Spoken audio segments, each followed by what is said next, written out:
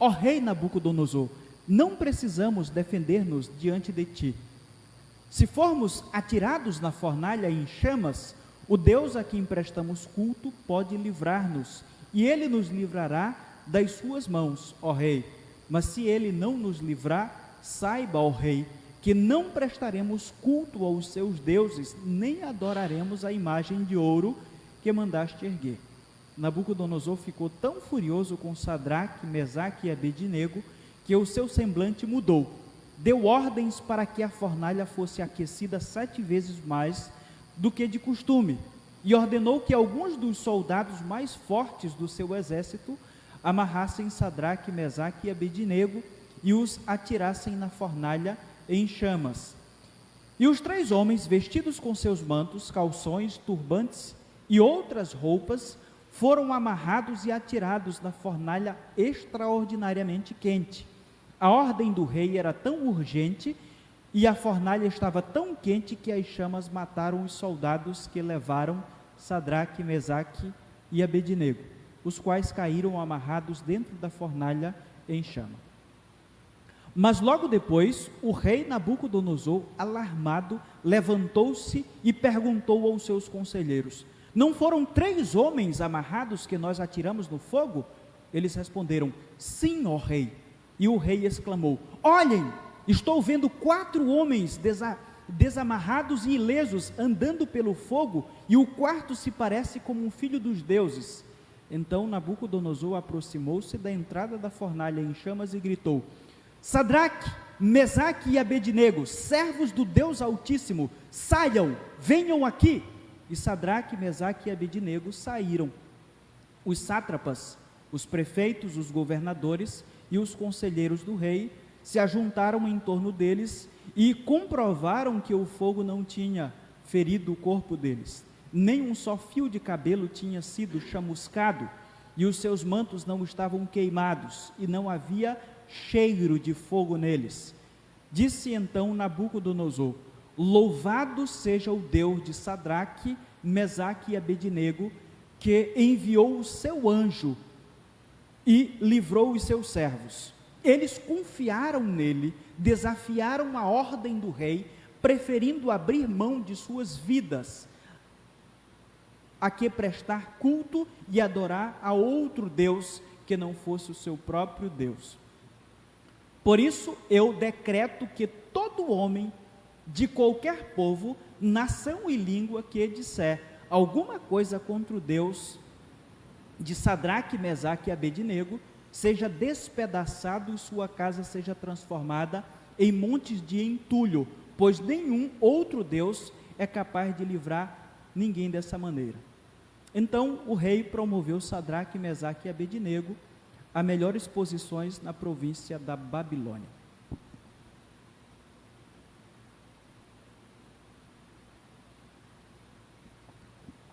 Senhor nosso Deus, obrigado por estarmos aqui mais uma vez diante de Ti, diante da Tua santa palavra.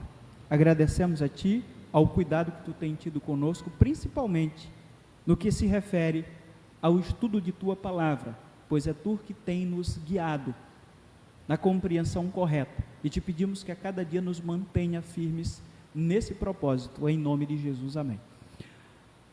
Irmãos, conforme eu falei para vocês, esse texto aqui é muitíssimo conhecido, e a gente já está acostumado a ouvir sermões desde cedo, para aqueles que estão desde cedo na igreja, desde jovens.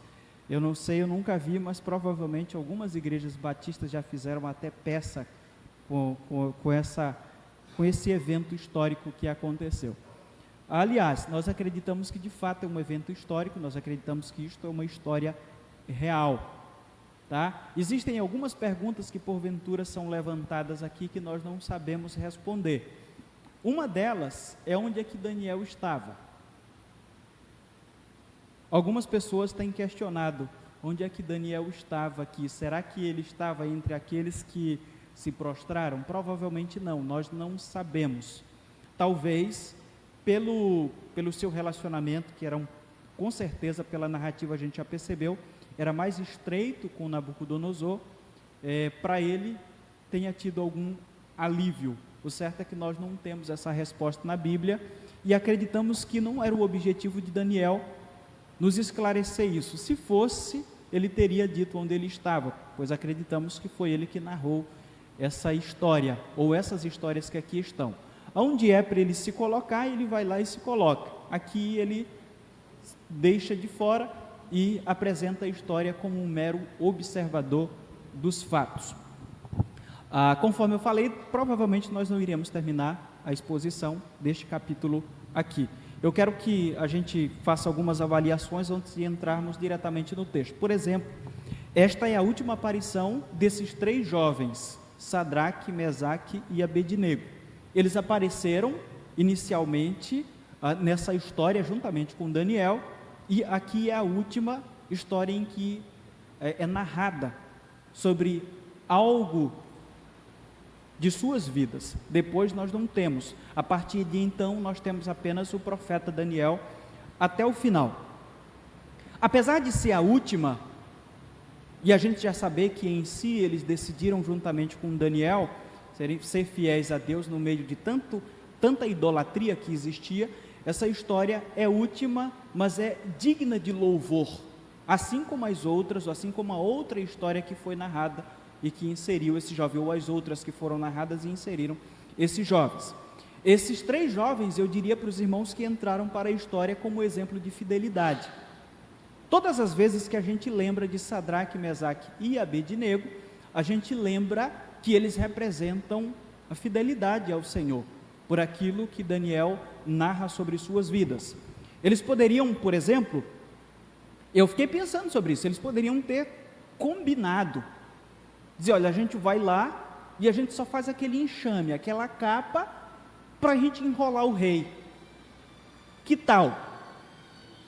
Eles poderiam ter feito isso, eles poderiam ter argumentado, não, eu vou lá, a gente fecha os olhos ou se prostra diante dela, mas o nosso coração está voltado para o Senhor, e o Senhor sabe disso, porque Ele conhece o nosso coração. Existem muitos crentes que falam esse tipo de coisa hoje, que que de fato Deus conhece profundamente os seus corações, então o exterior não vale nada, porque Deus só quer o nosso coração. Eu tenho ouvido isso desde adolescente, quando comecei a fazer parte de membresia de uma igreja batista. Constantemente eu tenho ouvido isso, as pessoas apelando para uma fé interior, enquanto exteriormente elas não apresentam uma fé genuína. Eles poderiam, por exemplo, dizer, isso não tem nada a ver com a nossa fé, Deus não vai se importar com isso, Ele sabe que o nosso coração é dele, e aí nós podemos enganar o rei. É digno de nota, e nós precisamos, antes de partir necessariamente para esse texto aqui, que os grandes homens de Deus entendiam que a fé interior precisa ser mostrada de forma exterior. Aquilo que eu sou no privado precisa ser mostrado no ambiente público. É disso que se trata a palavra que a gente utiliza costumeiramente, a palavra integridade. Integridade tem a ver com uma pessoa inteira, com uma pessoa que é integralmente em todos os lugares. Todas as vezes que nós formos pensar nessa palavra, precisamos entender isso. E entendemos que esses jovens eram íntegros, justamente porque eles eram inteiros. Eles entendiam que a vida cristã precisava, ou a vida diante de Deus precisava ser evidenciada a todo momento. As pessoas costumam lembrar de Daniel capítulo 3 por causa do milagre do livramento da fornalha ardente. Às vezes, elas focam tanto nesse objetivo que acabam esquecendo do propósito central deste capítulo. Eu quero que vocês lembrem uma coisa. No capítulo 1, capítulo 2, capítulo 3 e capítulo 4, nós temos uma constante humilhação do rei Nabucodonosor. E parece que Deus quer nos mostrar alguma coisa que tenha a ver com isso. Nós temos o homem que comanda o mundo e se acha o tal. E constantemente Deus usa pessoas simples para humilhá-lo em nome dele. Parece que o texto tem mais a ver com Deus com a glória de Deus, com a grandeza de Deus e a humilhação daquele que se acha alguma coisa, do que com a própria fidelidade em si desses jovens. O que nós destacamos aqui como ideia que permeia todo esse texto é que o cristão precisa ser diferente, mesmo que isso lhe custe a própria vida. Essa é uma ideia que esse texto nos mostra aqui de uma forma muito clara. A nossa fidelidade precisa ser até a morte. Isso não está muito longe, nós colocamos inclusive o cristão, porque é justamente esse fato que Jesus evidencia quando ele vem ao mundo. Ele é fiel até a morte. Os apóstolos são fiéis até a morte, e assim acontece ao longo da história. Até hoje tem acontecido de cristãos genuínos terem sido fiéis até a morte na profissão de fé que fizeram para com o Senhor. Mais uma vez, o cristão precisa ser diferente, mesmo que isso lhe custe a própria vida. Só que isso precisa de algo. Para que eu seja diferente em meio a um ambiente em que as pessoas são iguais, e esse igual geralmente é evidenciado por um grande afastamento do Senhor, eu preciso de coragem. É por isso que nós iremos enfatizar essa palavra. Você precisa de coragem para ser diferente diante de um mundo prostrado no pecado. Você precisa de coragem para ser diferente diante de um mundo prostrado no pecado. É isso que está diante de nós. A idolatria é o pecado, é o afastamento de Deus. É aquilo que eu tenho dito para vocês. É uma tentativa de destronar Deus, mas eu diria que a idolatria, eu sempre tenho dito isso e repito, a idolatria na verdade é uma tentativa do homem ter o controle sobre o seu próprio Deus. Não é apenas o fato do homem escolher algo para ele adorar, é que ele tem um controle. Se eu já disse aqui, se eu decidir, por exemplo, que esse copo é o meu Deus, eu tenho controle sobre ele. Eu posso tomar a água que está aqui, eu posso lavar esse copo, eu posso deixar ele sujo, eu posso colocar ele em um ambiente da minha casa, eu posso colocar no outro, e assim eu faço com ele. A idolatria representa, na verdade, também o controle que o ser humano quer ter sobre Deus. Tem sido sugerido que a imagem que literalmente aqui em hebraico significa tselem, humana, tem alguma relação com a imagem anterior. Alguns teólogos dizem que provavelmente essa imagem que Nabucodonosor vai e levanta agora, é uma imagem igual àquela que ele sonhou. Só que agora ele coloca a sua cara, o seu rosto, nessa imagem, que segundo o versículo 1 diz, de 27 metros de altura e 2 metros e 70 centímetros de largura. 27 metros de altura é a altura dessa imagem. Então é sugerido isso. Ele sonhou, então ele ficou imaginando, depois de ouvir o significado, e agora ele tenta reproduzir essa imagem, colocando a sua cabeça ali. Nós não temos como comprovar esse fato, mas há essa possibilidade. Entretanto, outros detalhes que são os importantes ficam evidentes no texto, e a gente não precisa necessariamente se preocupar com aquilo que a Bíblia não disse. Por exemplo, a imagem foi feita para causar admiração. Isso está muito claro. Provavelmente não era de ouro maciça, provavelmente apenas possuía algumas placas, principalmente no rosto, a fim de impressionar as pessoas que estariam ali naquele lugar, naquele dia. A altura da imagem era 10 vezes maior do que a sua largura. Se formos fazer uma conta breve, manifesta aí uma imponência muito grande. A palavra dura significa lugar murado. Provavelmente seja a designação de um campo com várias montanhas ao redor. Provavelmente seja essa ideia que temos aqui diante de nós. Como esta palavra aparece em outros textos se referindo a lugares diferentes, não é possível ter uma certeza de qual seria exatamente esse lugar. Apenas que o local provavelmente fosse Toludura, que ficava naquela época cerca de 10 quilômetros da cidade da Babilônia. É a única coisa que nós podemos informar no sentido histórico sobre esse local. E é digno de nota que o arqueólogo Julius Operti encontrou um quadrado de tijolos que, segundo ele, seria ainda restos dessa imagem que foi feita por Nabucodonosor. O texto nos mostra que aquela era uma ocasião especial. Era uma ocasião especial. E por isso os líderes da Babilônia foram convidados ou convocados pelo rei. Eu diria que a palavra convocação tem um sentido aqui um pouco mais, faz mais jus ao texto. E aí o texto vai falar que os sátrapas foram convidados. Eles eram os líderes das províncias. Eles estavam em uma posição acima dos demais. Foram convidados também os prefeitos, que eram superintendentes. No versículo 48 do capítulo 2, a palavra prefeito é traduzido como supervisor.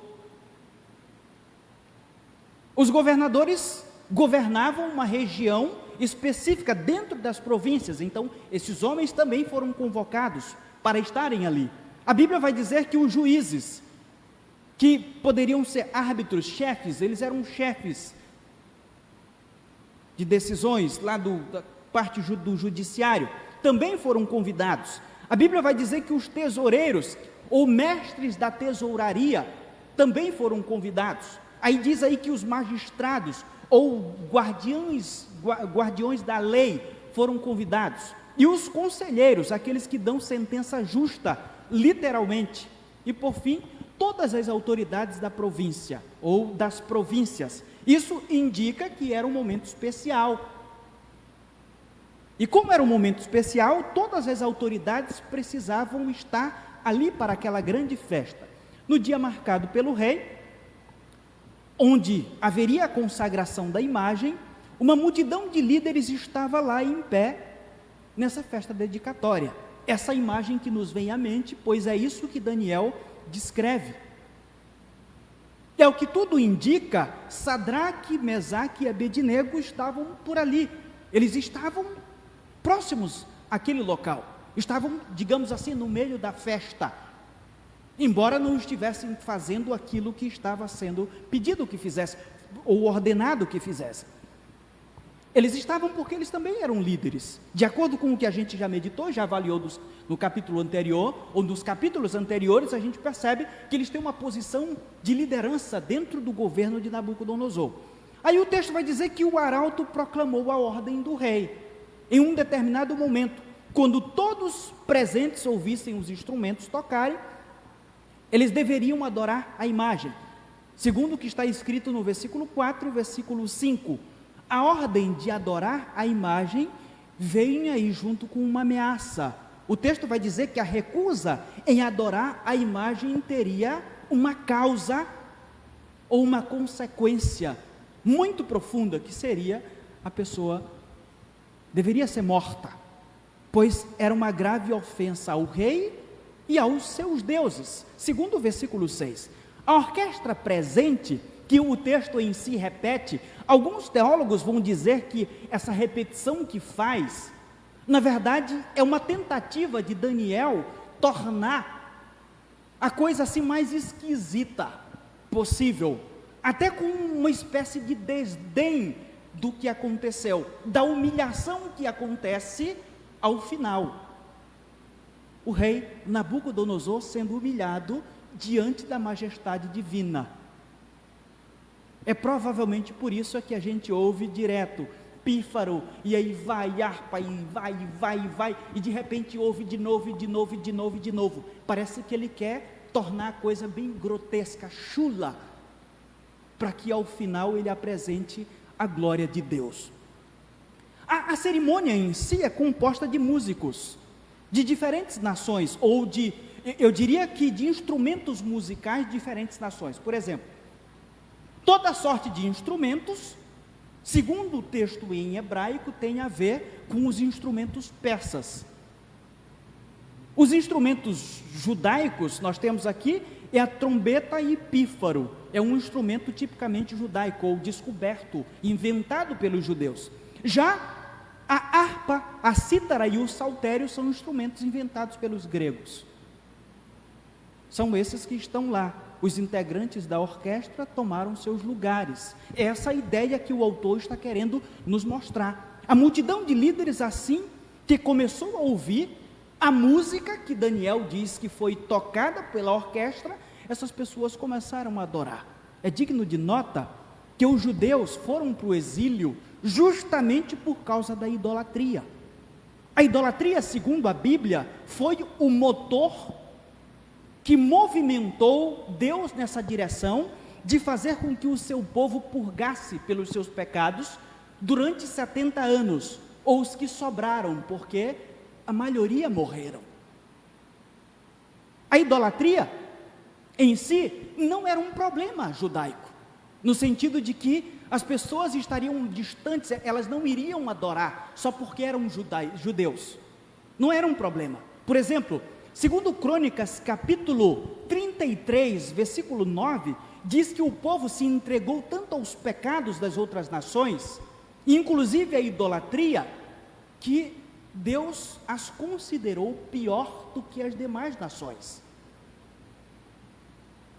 Foi praticando a idolatria que os judeus sacrificaram os seus filhos a outros deuses. Foi praticando a idolatria que eles fizeram tudo enquanto foi tipo de imoralidade. Não era um problema. Portanto, mais uma vez, idolatria não seria um problema grave a um judeu exilado. Nós estamos aqui justamente porque a gente praticava a idolatria. Isso era algo comum para eles. Todavia, para o remanescente fiel, aqueles que serviam verdadeiramente ao Senhor, esse era um problema. Existem vários pecados que são tão comuns que a gente vê o dia todo e que não é um problema para nós, mas é um problema para aquele que decidiu servir ao Senhor e ser diferente dos demais. É isso que nós precisamos considerar. É isso que nós precisamos considerar. Tem tantos pecados que são comuns atualmente. A gente vê e de alguma forma vê muito problema. Essa semana eu estava conversando com alguém e essa pessoa estava lembrando de um fato, por exemplo, que aconteceu em algum lugar um acidente em que outra morreu e de repente as pessoas saíram de lá, de algum ambiente e já foram com o celular, e a gente viu inclusive aquilo que aconteceu, acho que no ano retrasado, sobre o cara que teve um acidente e vários homens lá filmando, enquanto uma mulher que teve que ir lá socorrer o cara. E eu me lembro muito bem que na minha época, quando morria alguém na cidade que eu morava, a cidade ficava de luto. O vizinho ou nós todos que estávamos ali não poderíamos nem ouvir uma música naquele dia. Era extremamente proibido. A minha mãe proibia a gente porque nós tínhamos que respeitar o luto do outro. Hoje, se alguém morrer em um acidente feio, as pessoas não respeitam mais nada, inclusive elas estão prestes ali. Se a pessoa estiver agonizando, é muito mais fácil elas fazerem a filmagem para mostrar e dizer: eu filmei os últimos momentos da vida da pessoa que estava ali a morrer. É muito mais fácil elas fazerem isso do que pegar o mesmo celular e ligar para o resgate. Essa é a nossa sociedade. Isso é algo comum, mas para aqueles que são fiéis a Deus, a vida continua valendo. Existem muitas coisas que nós poderíamos colocar aqui diante dos irmãos. Esse é apenas um exemplo. A vida sempre vai ser vista de uma forma diferente, ou as coisas sempre vão ser vistas de uma forma diferente por aqueles que servem ao Senhor. Pecado sempre vai ser pecado, embora a maioria esteja praticando. É isso que está diante de nós. Na maioria das vezes, só você continuará em pé diante de um mundo corrompido. enquanto haverá uma multidão prostrada. Essa é a mensagem que a igreja precisa aprender sobre esse texto. Eu diria que é o grande ponto que nós precisamos considerar hoje aqui. Eram só aqueles jovens. Eu acredito que provavelmente outros judeus estavam ali, prostrados diante daquela imagem, mas para aqueles 3 jovens, servir ao Senhor era diferente. E embora a maioria estivesse em pé diante de um mundo corrompido, eles tinham a certeza de que a posição deles deveria ser diferente. O Evangelho exige isso hoje. A cada dia que o pecado prospera em nosso meio, as pessoas vão pensando que o mundo está assim, essas coisas são normais, não tem nada a ver. Naquela época, esses jovens poderiam pensar assim, afinal de contas a idolatria era algo tão comum naquele contexto. Outro destaque que fazemos, o último desta noite: você precisa de coragem para ser diferente, diante das acusações que o mundo faz, a tua forma de viver. Enquanto todos estavam prostrados, é isso que o texto nos mostra, Sadraque, Mesaque e Abednego ficaram em pé. Esse texto nos apresenta uma contramão, algo totalmente diferente. Vocês já imaginaram o seguinte? A planície de Dura, enorme planície, arrodeada de montanhas, e de repente todo mundo se prostra porque é exigido, e de repente 3 carinhas ficam lá.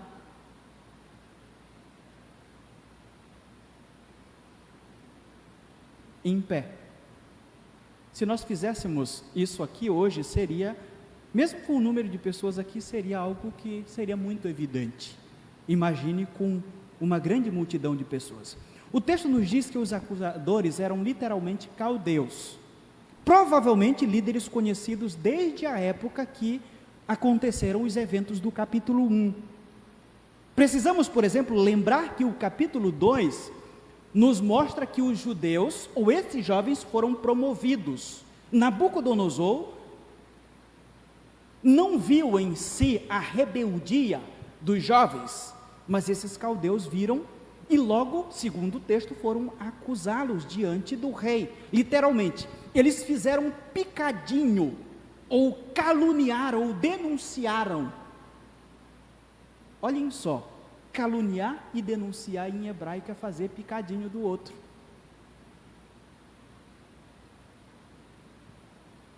Há um contraste entre as palavras caldeus e judeus, no versículo 8, versículo 12. A razão provável aí é que a nacionalidade dos 3 rapazes foi levada em consideração. O rei tinha que ficar ciente de que não eram apenas desobedientes.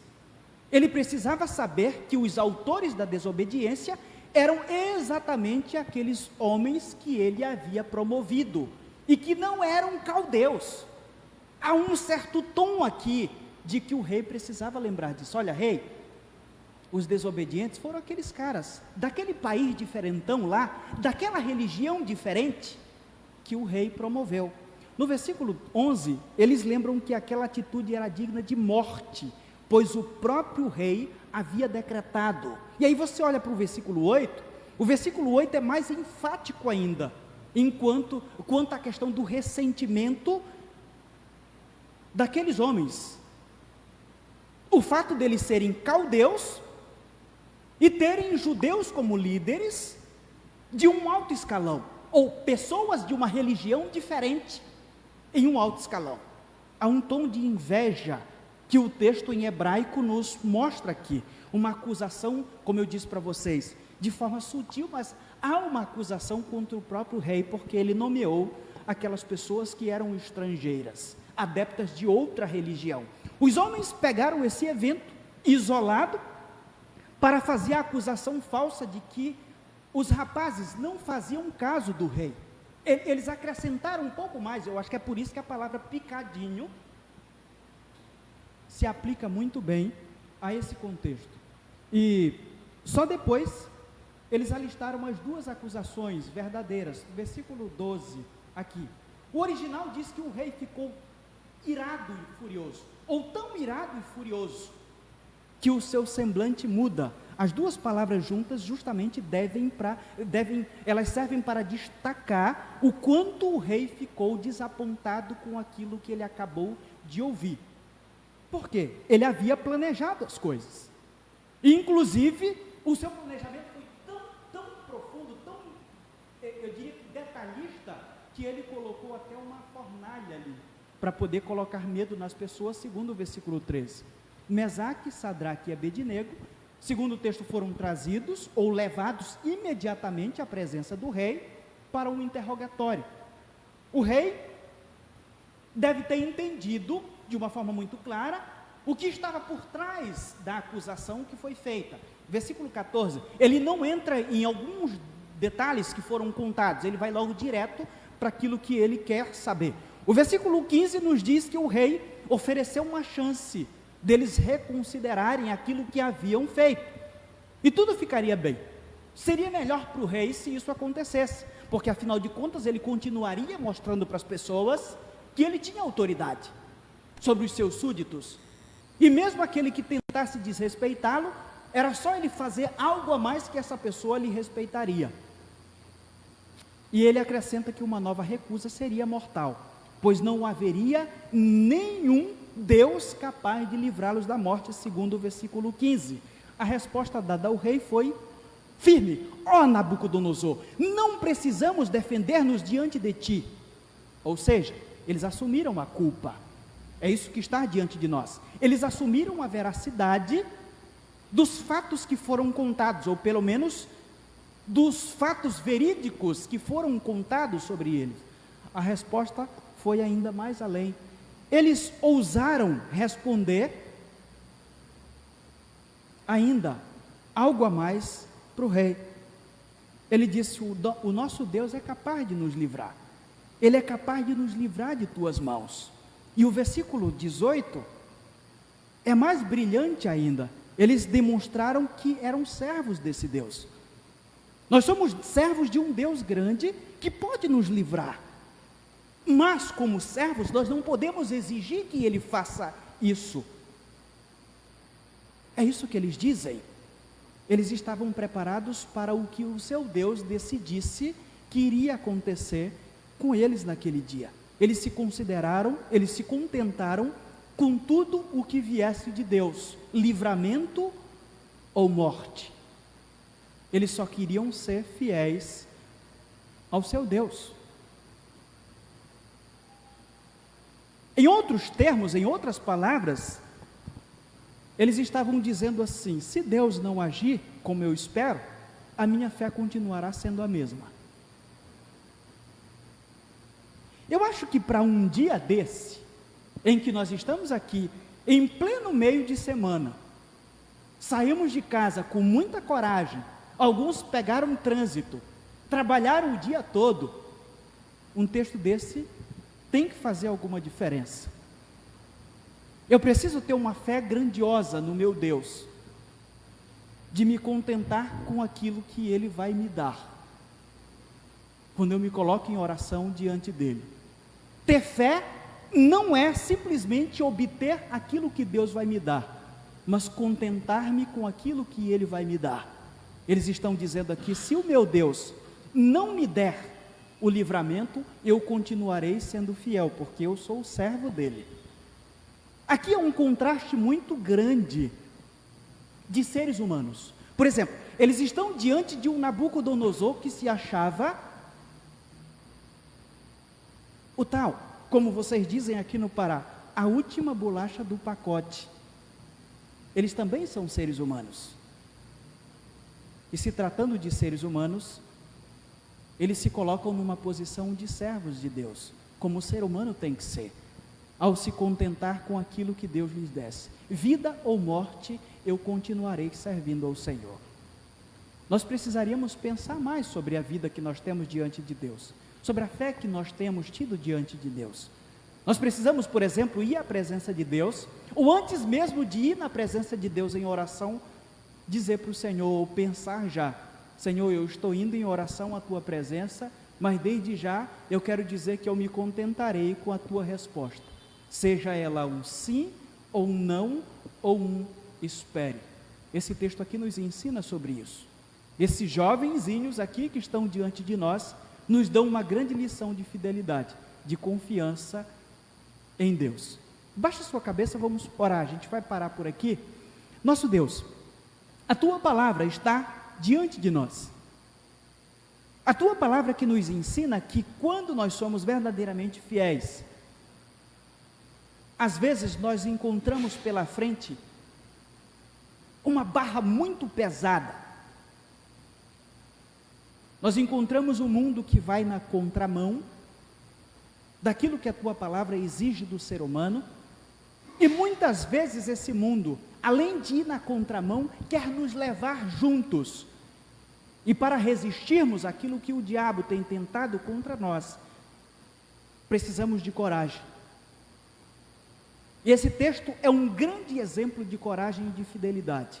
Eu te peço que nos ajude e revigore a nossa fé, que a cada dia, ao nos colocarmos diante de Ti, como verdadeiramente servos do Senhor, possamos entender que aquele que de fato confia em Ti, deve se contentar apenas em fazer a Tua vontade.